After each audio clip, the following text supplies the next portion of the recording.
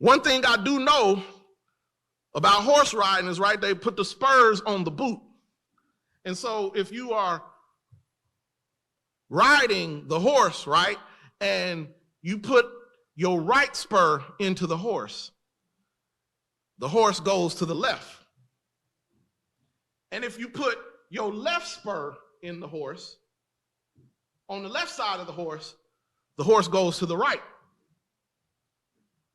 Right spur goes to the left, left spur goes to the right. Why?